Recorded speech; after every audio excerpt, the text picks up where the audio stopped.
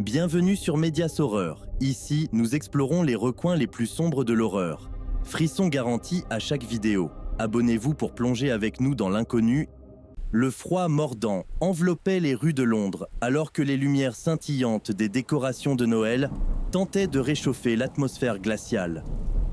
Dans une petite ruelle sombre, au cœur de la ville, se dressait une vieille librairie abandonnée.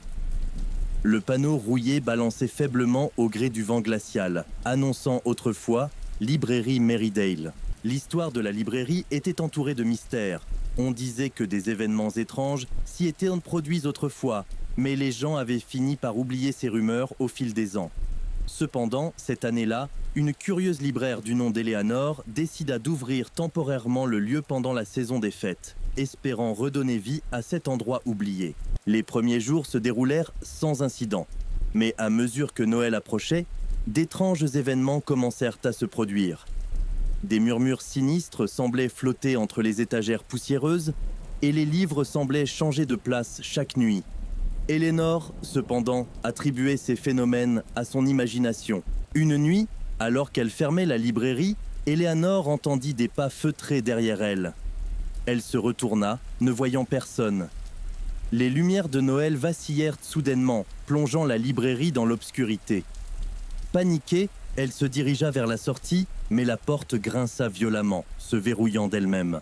Eleanor se retrouva alors seule, éclairée seulement par la lueur faible des décorations vacillantes. Des ombres dansaient entre les rayonnages. Elle entendit des voix murmurer son nom, des voix qui semblaient provenir des vieux livres poussiéreux. Terrifiée, elle saisit une lanterne et se mit à errer dans la librairie à la recherche de la source de ces voix. Au fur et à mesure qu'elle avançait, les murmures se transformaient en rires démoniaques. Les livres semblaient s'animer, leurs pages tournaient frénétiquement, révélant des images terrifiantes. Eleanor comprenait maintenant qu'elle n'était pas seule, mais entourée d'une présence malveillante qui hantait cet endroit. Elle découvrit un vieux grimoire posé sur un pupitre en bois. En l'ouvrant, des symboles mystérieux brillaient dans l'obscurité. Une force invisible la poussa à réciter les mots écrits sur la page, libérant ainsi une énergie sombre qui engloutit la librairie. Les livres tourbillonnaient dans les airs, émettant des cris fantomatiques. Soudain, tout s'arrêta. Les lumières de Noël s'éclaircirent. La librairie reprit son calme. Eleanor se tenait au milieu du chaos, le grimoire entre ses mains. Elle comprit que la librairie était le lieu d'un ancien rituel maléfique, et elle avait involontairement libéré les esprits emprisonnés. Soudain, tout s'arrêta. Les lumières de Noël s'éclaircirent. La librairie reprit son calme. Eleanor se tenait au milieu du chaos, le grimoire entre ses mains. Elle comprit que la librairie était le lieu d'un ancien rituel maléfique, et elle avait involontairement libéré les esprits emprisonnés. Londres retrouva son calme après cette nuit maudite, mais la librairie Merrydale resta fermée pour toujours. On raconte encore aujourd'hui que, chaque année à Noël, les esprits tourmentés reviennent tenter la vieille librairie, cherchant à attirer des âmes curieuses dans leur royaume spectral. Et l'histoire d'Eleanor et de la librairie maudite perdure dans les ruelles obscures de Londres, rappelant à tous que certaines portes ne devraient jamais être ouvertes. Les rues pavées de Londres étaient plongées dans l'obscurité d'une nuit sans lune. Une brume épaisse serpentait entre les vieux bâtiments, donnant à la ville une atmosphère mystérieuse. À l'angle d'une ruelle étroite, se dressait un imposant manoir délabré, abandonné depuis des décennies. Le manoir Blackthorn, comme on l'appelait autrefois, avait été le théâtre de sombres événements au cours du XIXe siècle. La rumeur disait que la famille Blackthorn avait pratiqué des rituels occultes dans les profondeurs du manoir, attirant des forces maléfiques qui avaient finalement conduit à leur chute. Au fil des ans, la bâtisse avait été délaissée, considérée comme maudite par les habitants du quartier. Mais un groupe d'aventuriers intrépides, cherchant à repousser les limites de leur courage, décida de pénétrer les murs décrépits du manoir Blackthorn lors d'une nuit d'été obscure. Les portes grinçaient de manière lugubre lorsqu'ils les poussèrent, laissant échapper une odeur de moisissure et de désespoir. À mesure qu'ils avançaient dans les couloirs sombres, des chuchotements inaudibles semblaient résonner à travers les murs, susurrant des avertissements indicibles. Soudain, une porte grinça ouverte d'elle-même, révélant une pièce autrefois luxueuse, maintenant en ruine. Au centre de la pièce, une vieille horloge murale tic-taquait sinistrement, son mécanisme rouillé semblant défier le temps. Le groupe se figea, sentant une présence indescriptible qui les observait. Alors qu'ils exploraient davantage, des visions étranges les assaillirent. Des ombres mouvantes dansaient dans les coins de leurs yeux et des échos de rires hystériques résonnaient dans le vide. Chaque porte qu'ils franchissaient les rapprochait de l'inconnu, et la frontière entre la réalité et le surnaturel semblait s'estomper. Au cœur du manoir, ils découvrirent une salle souterraine, ornée de symboles ésotériques. Une force invisible les attira au centre de la pièce, les contraignant à répéter des incantations mystiques. Alors que leur voix s'élevait, l'obscurité semblait s'épaissir et d'anciennes malédictions furent réveillées. Le manoir Blackthorn trembla comme s'il reprenait vie. Des ombres tourbillonnèrent dans la pièce, se rassemblant pour former des silhouettes déformées. Les aventuriers réalisèrent qu'ils avaient libéré les âmes tourmentées de la famille Blackthorn, condamnées à errer éternellement entre les dimensions. Le manoir Blackthorn trembla comme s'il reprenait vie. Des ombres tourbillonnèrent dans la pièce, se rassemblant pour former des silhouettes déformées. Les aventuriers réalisèrent qu'ils avaient libéré les âmes tourmentées de la famille Blackthorn, condamnées à errer éternellement entre les dimensions. Terrifiés, ils tentèrent de s'enfuir, mais les portes du manoir se refermèrent violemment, les emprisonnant dans l'obscurité croissante. Les murs semblaient se contracter, déformant la réalité autour d'eux. La dernière chose qu'ils entendirent fut le rire sinistre des esprits vengeurs. Depuis cette nuit fatidique, le manoir Blackthorn demeure un lieu maudit, évité par tous ceux qui connaissent en son histoire.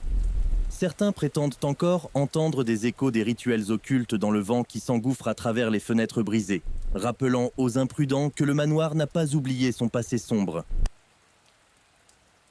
Les rues pavées de la vieille ville de Lyon semblaient respirer l'histoire. Les façades des bâtiments anciens témoignaient du passage du temps. Mais c'est dans une petite librairie, nichée au cœur des Traboules, que l'histoire la plus sombre allait se dérouler. La librairie, l'encre mystérieuse, était spécialisée dans les ouvrages ésotériques et anciens. Le propriétaire, Monsieur Leclerc, était un homme discret qui avait toujours entretenu une aura de mystère autour de son établissement. Un jour, une jeune femme nommée Camille, passionnée par les livres anciens, franchit la porte de la librairie. Camille, fascinée par l'atmosphère envoûtante du lieu, passa des heures à explorer les rayons poussiéreux. Elle découvrit un livre ancien en cuir, orné de runes énigmatiques. Intriguée, elle l'acheta et décida de le lire chez elle. Dès la première nuit, des événements étranges commencèrent à se produire. Des chuchotements inaudibles semblaient flotter dans l'air, et des ombres mouvantes se dessinaient sur les murs de la chambre de Camille. Elle entendait des pas légers derrière elle, mais quand elle se retournait, personne n'était là. Les pages du livre semblaient changer chaque fois qu'elle le fermait et le rouvrait. Des symboles mystérieux dansaient devant ses yeux, et elle fut bientôt incapable de distinguer le rêve de la réalité. Des cauchemars la hantaient, peuplés de silhouettes fantomatiques qui murmuraient des mots indéchiffrables. Inquiète, Camille retourna à la librairie pour interroger Monsieur Leclerc sur le livre. Cependant, à son arrivée, elle trouva la librairie déserte. Des rayonnages vides et une atmosphère glaciale semblaient témoigner de l'absence soudaine du propriétaire. Camille comprit alors que quelque chose d'indicible était lié à ce livre. La jeune femme, déterminée à lever le voile sur le mystère, se plongea davantage dans la lecture du livre. Les manifestations paranormales s'intensifièrent, prenant une forme tangible.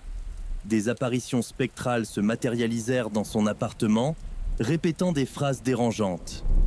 Elle était persuadée d'être devenue le réceptacle involontaire de forces obscures. Décidée à mettre fin à ce cauchemar, Camille se lança dans une quête pour comprendre l'origine du livre et de ses maléfices. Ses recherches la menèrent à une ancienne société secrète qui avait autrefois opéré dans les ruelles obscures de Lyon. Elle découvrit que le livre était lié à des rituels anciens visant à invoquer des entités insondables. Armée de cette nouvelle connaissance, Camille tenta de rompre le lien mystique entre le livre et les forces surnaturelles.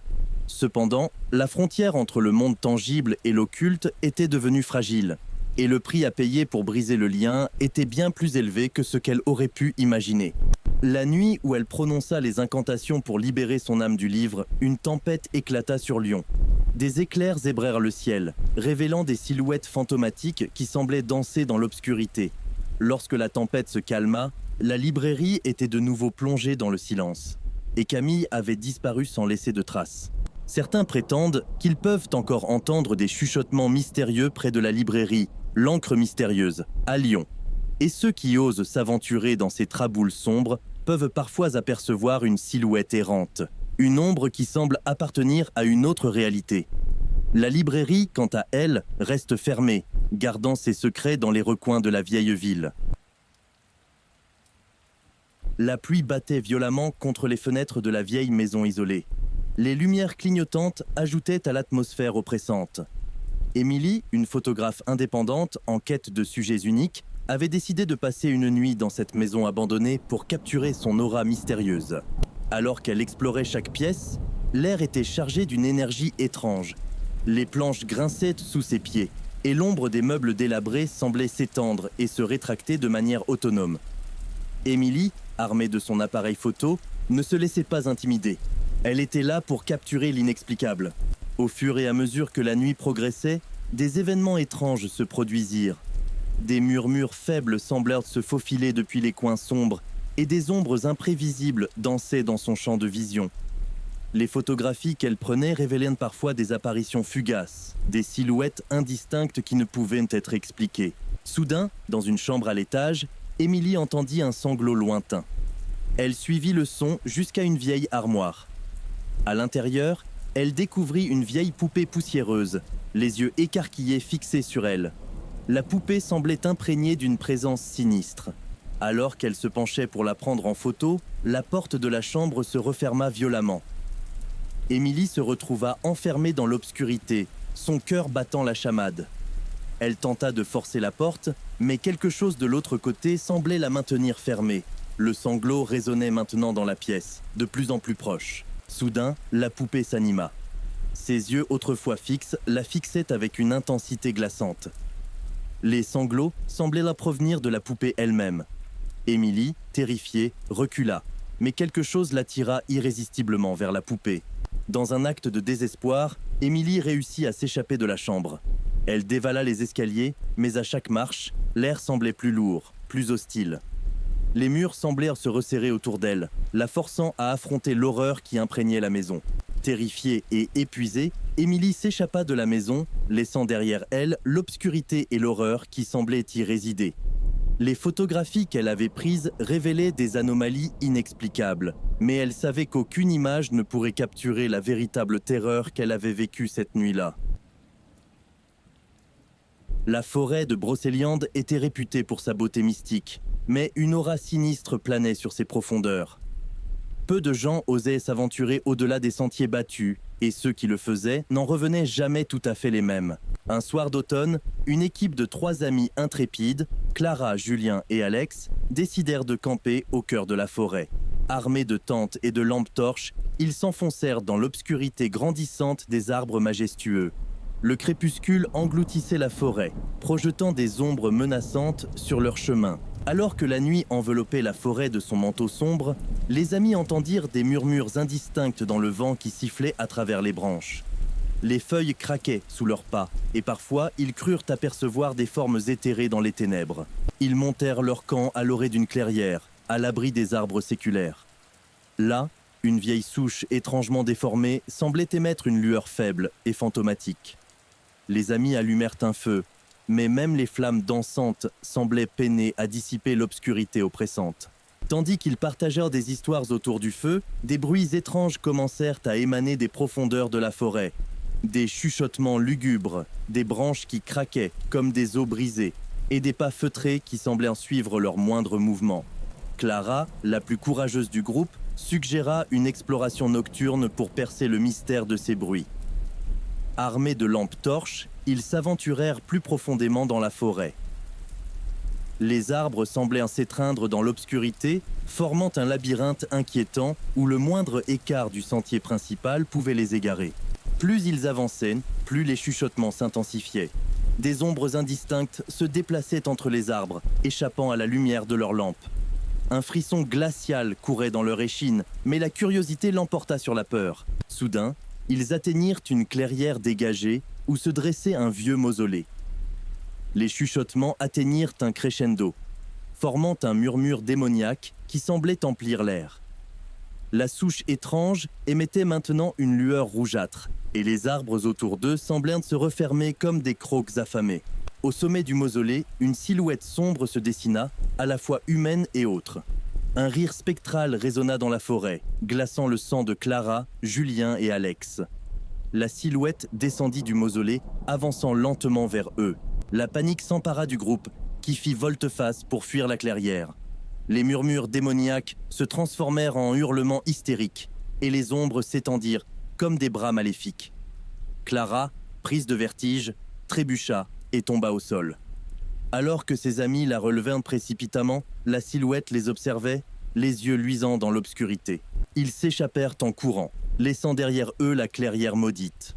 Retournant à leur camp, ils décidèrent de plier bagages immédiatement. Alors qu'ils quittaient la forêt de Brocéliande, ils pouvaient encore entendre les rires démoniaques résonner dans le lointain.